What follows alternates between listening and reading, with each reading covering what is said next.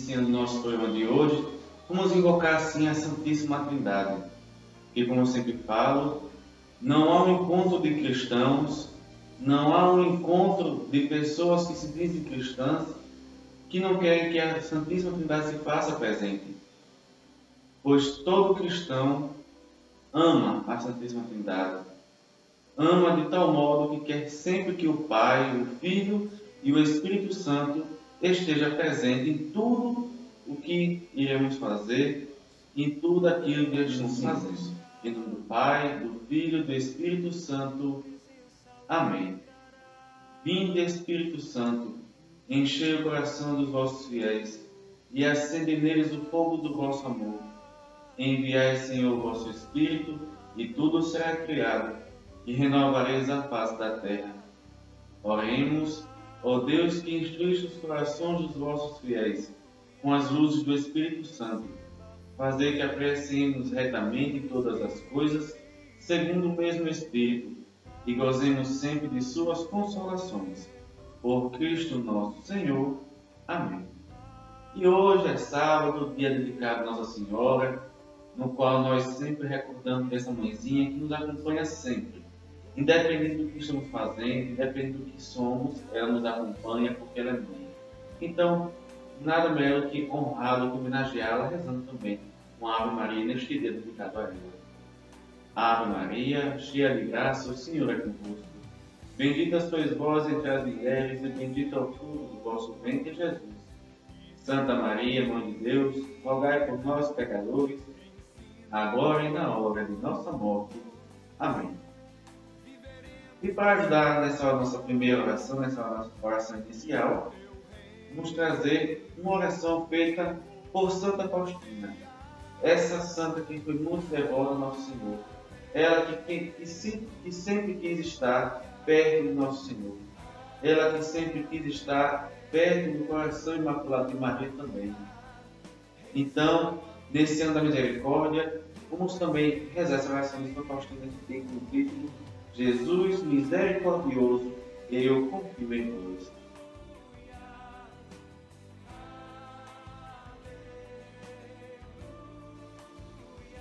Jesus misericordioso, eu confio em vós. Nada me trará medo ou inquietação. Eu confio em vós, de manhã e à noite, na alegria e no sofrimento, na tentação e no perigo, na felicidade e no infortúnio, na vida e na morte, agora e para sempre. Eu confio em vós, na oração e no trabalho, na vitória e no fracasso, acordada ou a descansar, na tribulação e na tristeza. Nos meus próprios erros e pecados, eu quero ter inabalável confiança em vós. Sois a âncora da minha esperança, a estrela da minha peregrinação, o apoio da minha fraqueza, o perdão dos meus pecados, a força da minha bondade, a perfeição da minha vida, o consolo na hora da minha morte, a alegria e a bênção do meu céu. Jesus misericordioso, vós, forte tranquilidade e fortaleza segura da minha alma, aumentai a minha confiança e tornai-a perfeita a minha fé, no vosso poder e bondade. Se eu for a mais pobre das vossas devotas e a última das vossas servas, desejo, porém, tornar-me grande e perfeita, confiando que vós sois a minha salvação pelos séculos dos séculos. Que esta minha confiança seja uma referência para vós, agora e em todos os tempos, sobretudo na hora da minha morte. Amém.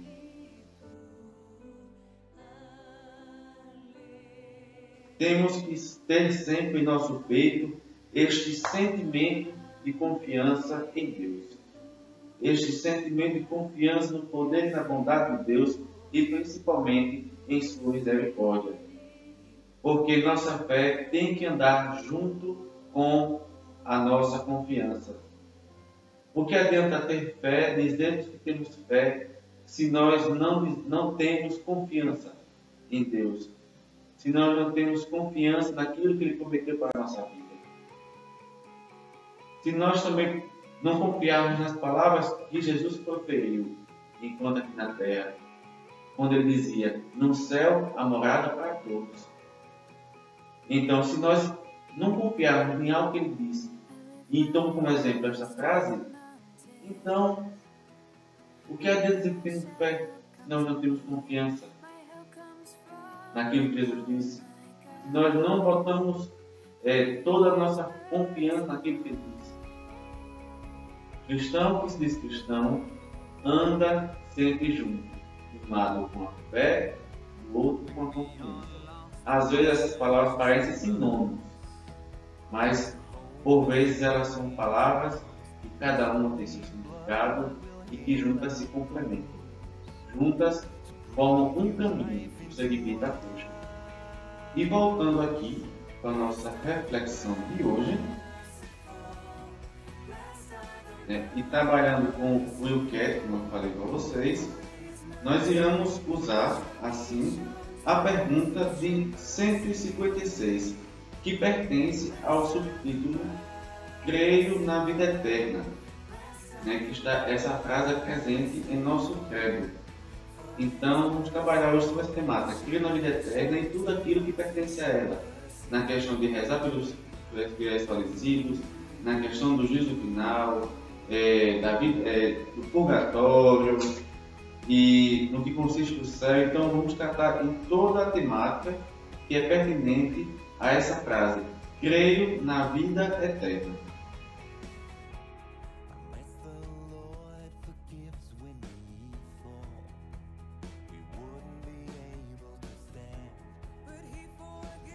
E diz assim: o que é a vida eterna? Aí você pode perguntar: para mim, o que é a vida eterna? Que vida eterna? O que é isso? Então, o nosso eu quero nos responde assim: a vida eterna começa no batismo, atravessa a morte e não tem fim. Quando estamos apaixonados, não queremos que isso termine. Deus é amor. Diz-nos a primeira carta de São João. O amor, como diz a primeira carta de São Paulo aos Coríntios, nunca termina. Deus é eterno, porque Ele é amor. E o amor é eterno, porque é divino. Quando estamos no amor, entramos na ínfima presença de Deus. Nessa pergunta aqui, ela vai nos dizer assim, que a vida eterna já se inicia no batismo, no qual nós entramos nas fileiras dos chamados cristãos. É aí que nós entramos na família cristã, é através do batismo, que é o primeiro sacramento que o cristão deve receber. Então a família convicta de sua fé, logo que tem seu filho em seus braços, após o seu nascimento, procura logo batizar, porque já quer que ele entre também nessa fileira a qual ela pertence. E por isso que sempre falamos que a morte não é o fim. A morte ela é apenas uma passagem. E aqui nessa explicação dessa pergunta de agora, o que é a vida eterna, ela vem dizer que a vida eterna começa com o batismo e atravessa a morte e não tem fim. Então a morte é, com certeza, essa passagem. De duas fases. Uma parte, vamos até dizer assim, uma parte da vida eterna vivida aqui na Terra, se bem encaminhada, se bem trabalhada, se for uma vida de exemplo enquanto cristão, enquanto ser humano, que soube amar, assim como este Deus que é amor, como disse aqui algumas passagens da Bíblia, como a primeira carta de São João e a carta de São Paulo aos Coríntios, e diz que se o amor é eterno, se Deus é eterno, o amor que é Deus também é divino e é eterno. Então, quando nós nos apaixonamos, como diz aqui, nós não queremos que aquela paixão termine. Então, quando nós nos encontramos com esse amor que é Deus, com certeza nós nunca queremos ter em nosso peito o desejo de que isso termine, de que isso chegue a um final. Mas não, nós queremos sempre que isso continue, perpetue. Então, se uma vida bem caminhada aqui na Terra, com certeza, na passagem da vida para a vida eterna, para o céu, vamos dizer assim, através da morte, no momento da morte, então ser uma vida assim perto desse grande amor, desse grande enamorado pela humanidade que é Deus.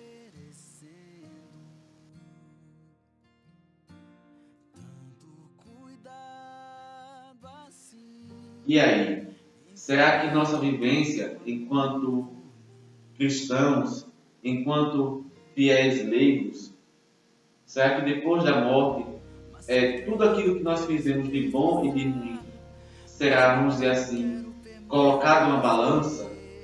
Será julgado? E aí? Então, o Euquer nos responde assim: o chamado juízo especial ou pessoal sucede à morte do indivíduo. O juízo universal, também chamado último ou final, sucede no último dia, ou seja, no fim do mundo, a quando do regresso do Senhor. Então, só para vocês ficarem um pouco mais científicos aqui, diz assim, que após a morte temos um juízo, um primeiro juízo.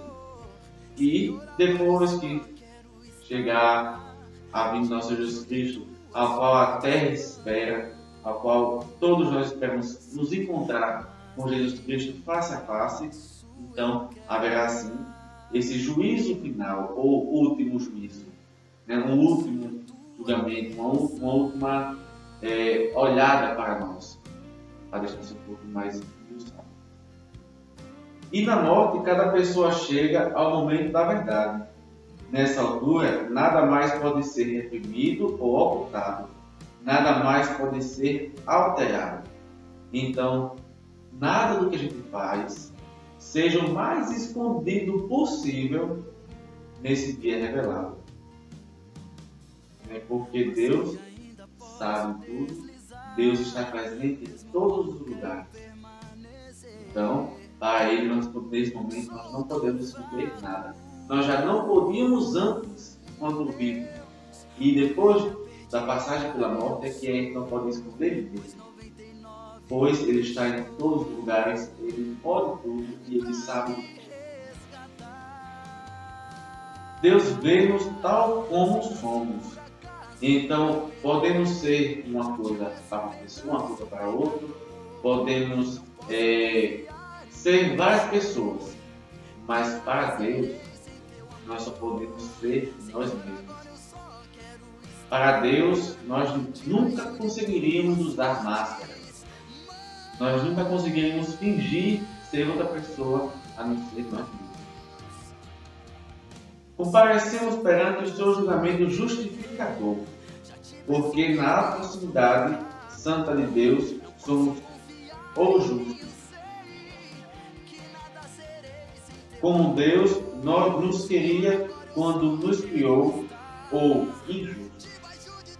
Então, perante Deus, nós só podemos assumir duas posições: ou de pessoas justas, que sobreviver à sua vocação de cristãos enquanto ser humano, ou pessoas injustas. Porque foi para ser justo que Ele nos chamou, e não para ser injusto. Então, perante Deus, nós temos que nos esforçar para sempre estarmos na posição de pessoas justas, pessoas que soube usar de justiça. Talvez tenhamos de passar por um processo de purificação. Talvez possamos cair logo nos braços de Deus. Talvez, porém, estejamos tão cheios de maldade, de ódio, de um rotundo não a tudo, que apartemos a nossa face do amor de Deus para sempre. Uma vida sem amor é nada mais que o inferno. Então,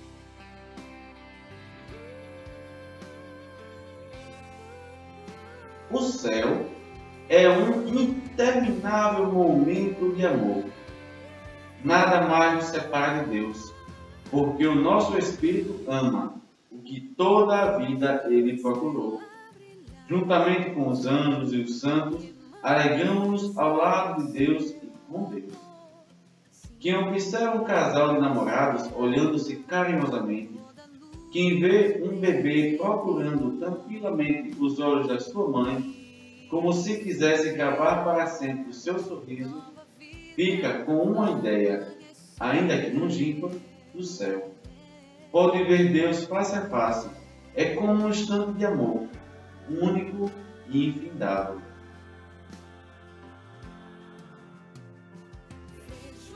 Então, esse céu, o céu para o qual nós estamos peregrinando aqui na Terra, é esse lugar de eterno amor. Porque, como eu já falei, Deus é amor. E Deus, como é divino, Ele é eterno, é claro. Então, se Deus é amor, então Deus, amor, são infinitos. E o céu é este lugar de infinito amor, da infinita presença do amor. E esse amor é Deus. E, como diz aqui, assim, traz cenas que mais ou menos podem nos ajudar a entender o que é este amor. O que é estar face a face com Deus? É quando dois namorados estão olhando um para o outro e assim a gente percebe aquele brilho no olhar, todo aquele momento de carinho, de afeto. Também quando um bebê olha para a mãe, ele percebe que ali é a mãezinha dele, os olhos dele brilham, o olho da mãe brilha naquele momento, ou então o olho do pai brilha naquele momento. Então, é mais ou menos por aí que será a nossa vivência com Deus. Olhar diretamente nos olhos do Pai, como um filho que sempre esteve à procura, de sempre esteve na preocupação, de que sempre esteve nessa busca incessante de estar face a face com Deus. Que é isso que nos diz aqui. Porque o nosso Espírito ama o que toda a vida procurou. Então, nosso Espírito vai de encontro àquilo que em vida nós estamos batalhando para estar perto, que é Deus. Por isso nós temos aí o sacramento da perfeição, para se ter uma alma limpa, uma alma pura, para assim nosso encontro com Deus ser um encontro de pessoas que amam, pessoas que se encantam a olhar um para o outro. E aí ele pode pensar direitinho, né? Será que minha vida é mesmo essa peregrinação para estar junto com o Pai? Será que minha vivência aqui na Terra é essa vivência de quem está procurando estar face a face com Deus? Será que meus pequenos delitos, será que minhas pequenas faltas vão me afastar de Deus? Então, é um momento assim a gente se perguntar.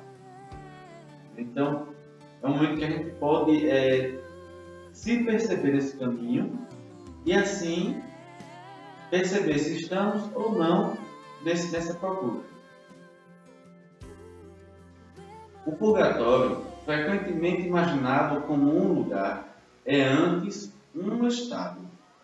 Quem morre na graça de Deus, isto é, em paz com Deus e com os outros, mas ainda necessita de purificação para poder estar face a face diante de Deus, passa por um purgatório. Quando São Pedro traiu Jesus, o Senhor voltou-se e olhou para ele. E saindo Pedro para fora, chorou amargamente. Trata-se aqui de um sentimento como no purgatório. E provavelmente a maioria de nós espera, no momento da morte, um purgatório como este. O Senhor olha-nos, cheio de amor, e nós sentimos uma ardente vergonha e um doloroso arrependimento pelo nosso comportamento mau ou simplesmente insensível. Só após esta dor purificadora seremos capazes de nos encontrar com o seu olhar amoroso numa pura alegria celestial. O purgatório é esse momento de purificação, uma limpeza maior, uma limpeza mais forte, na qual nós iremos nos colocar para assim, puramente, como diz aqui no finalzinho da resposta, só por esta dor purificadora seremos capazes de nos encontrar com o seu olhar amoroso numa pura alegria celestial. Então, só quando estivermos puros, é que nós assim nos encontraremos face a face com esse olhar amoroso desse homem de misericórdia que foi Jesus Cristo, ele que é o próprio Deus também, com o Pai e com o Espírito Santo, assim como eu já falei.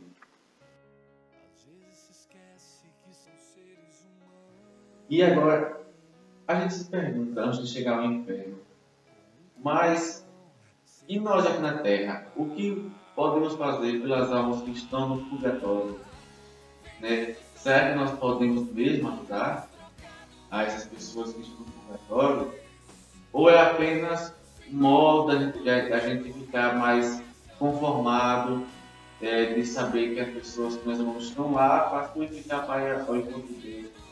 Ou as orações que nós rezamos não fazem efeito nelas, só em quem está aqui na Terra? Então, a próxima pergunta que nós vamos tratar vai nos iluminar um pouco sobre este assunto.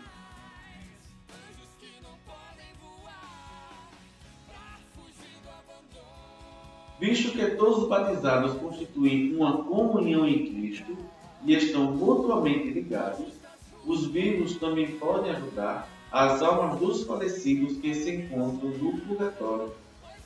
Então, neste vínculo que nós temos por ser cristãos, nesse vínculo de fraternidade que nós temos através do batismo, através da pessoa de Jesus Cristo, nós podemos sim rezar pelos irmãos falecidos. Eles que estão lá nesse momento de purificação, então nós podemos sim rezar por eles. Quando uma pessoa morre, não pode fazer mais nada por si. O tempo da prova expirou. Então, o momento da Terra é o momento da nossa prova, da nossa vivência como cristãos que já sendo provados. Não é Deus que está jogando coisas para vocês para lhe provar, mas não.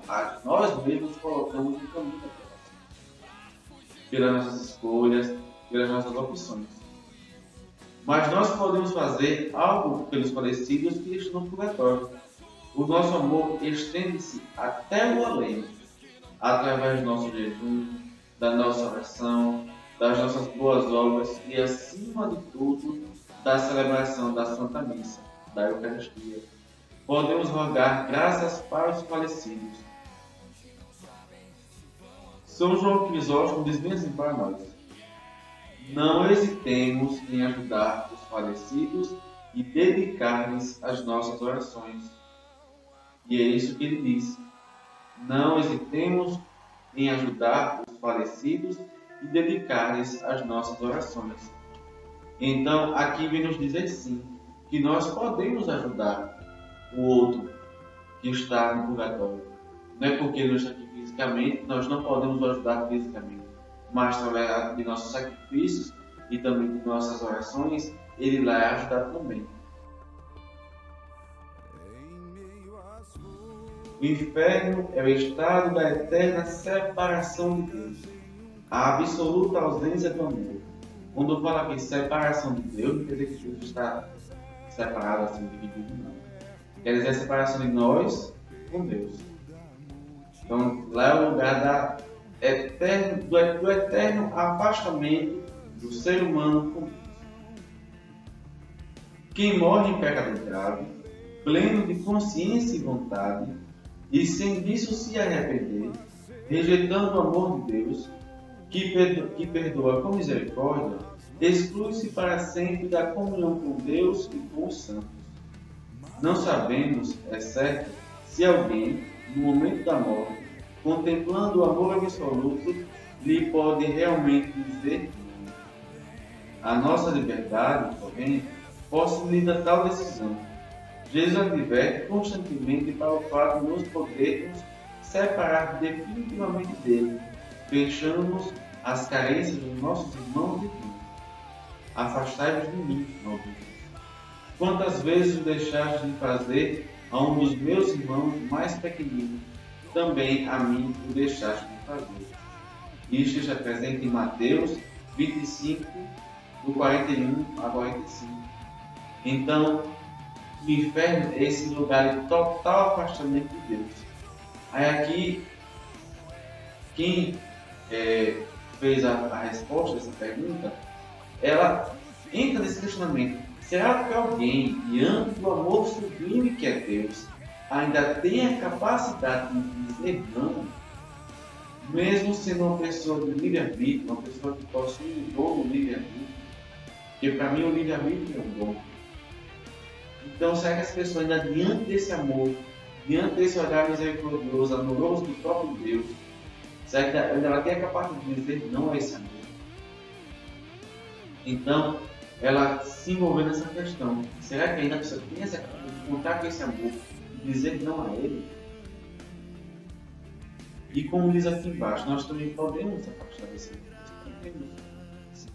Quando nós não nos arrependemos daquele pecado grave, em plena consciência nós cometemos. E também quando nós desprezamos os pequeninos de Deus. Quando nós exercemos de poder para humilhar o pequenino. Como diz, qualquer coisa que façamos que façais a um dos meus pequeninos, é a mim mesmo que estáis fazendo. E quando nós percebemos o mal que fazemos a esses pequeninos, quando nós usamos de má fé em toda a nossa vida, de maus hábitos, conscientemente falando, e assim nós não nos arrependemos, então eu posso dizer, irmãos, que podemos estar trilhando um caminho não para o céu, para esse lugar do amor eterno, mas para o caminho que nós estamos trilhando quando tratamos desses maus hábitos, que é o lugar do total afastamento da pessoa de Deus, que esse amor eterno. E isso também, um escritor russo chamado Fyodor Dostoiévski diz assim: pergunto-me o que significa inferno, e ele mesmo afirma: a incapacidade a agir. Porque se nós não nos encontramos lá passo a passo com esse amor que é Deus, como é que nós vamos amar? Como é que nós vamos sentir motivação para amar?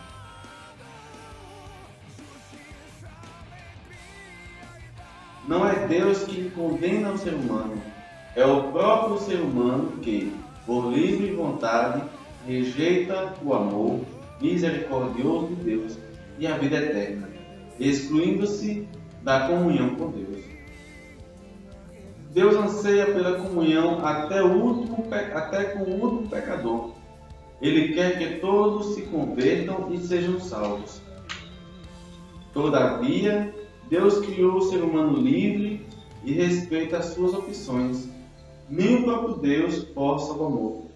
Sendo amor, ele é impotente quando alguém, em vez do céu, escolhe o inferno.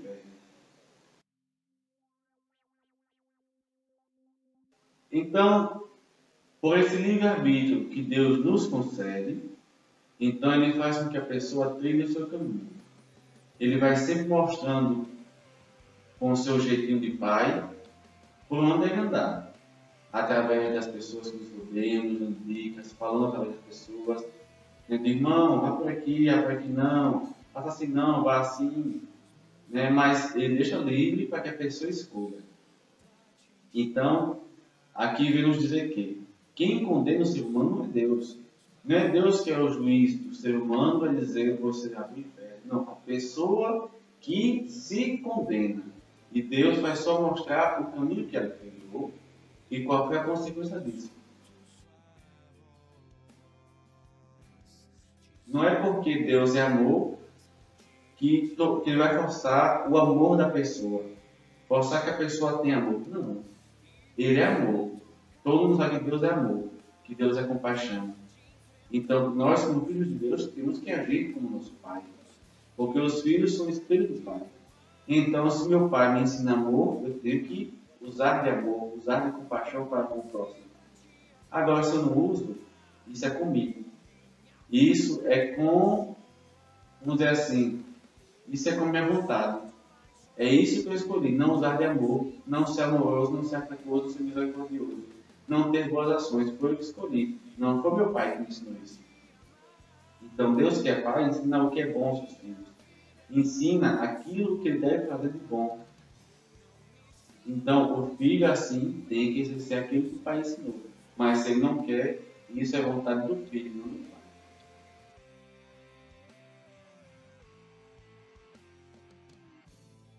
O juízo final terá lugar no fim dos tempos, por ocasião do regresso de Cristo. Os que tiveram praticado boas obras irão para a ressurreição dos vivos, e os que tiveram praticado mal para a ressurreição dos condenados. Mas aqui fala assim, não há ressurreição que todo mundo fica na mesma terra, os justos e os injustos. Não. Cada um vai para os seus respectivos lugares, para onde trabalhou, para onde buscou e almejou e alcançou. Os de boas ações vão para o céu e os de más ações para o inferno. Quando Cristo voltar na sua glória, toda a sua luz incidirá sobre nós. A verdade ficará totalmente patente os nossos pensamentos, as nossas ações, a nossa relação com Deus e com os outros. Já nada ficará escondido. Conheceremos o sentido último da criação. Compreenderemos os maravilhosos caminhos de Deus para a nossa salvação e obteremos finalmente a resposta para a questão: como pode o mal ser tão poderoso se Deus que é realmente o poderoso?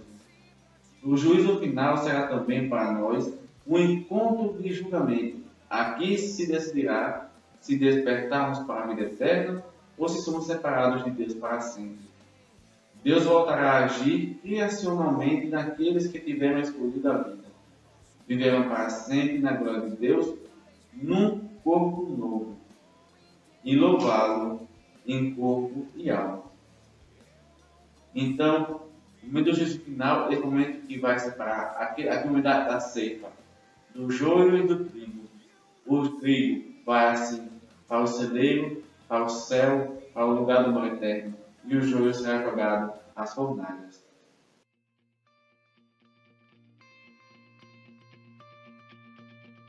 Foi um pouco da temática do nosso programa de hoje, que tratou sobre a vida eterna e os campos que esse tema abrange, que é céu, inferno, purgatório. Então, fiquem sempre ligadinhos conosco aqui na Web Rádio Santo Antônio, porque todos os sábados, às 9 horas da manhã, temos nosso programa Jovem de Fé. Certo? Então, compartilhe essa ideia conosco e ajude assim a divulgar a nossa Web Rádio Santo Antônio para cumprirmos o nosso lema: encher a terra com o Evangelho de Cristo.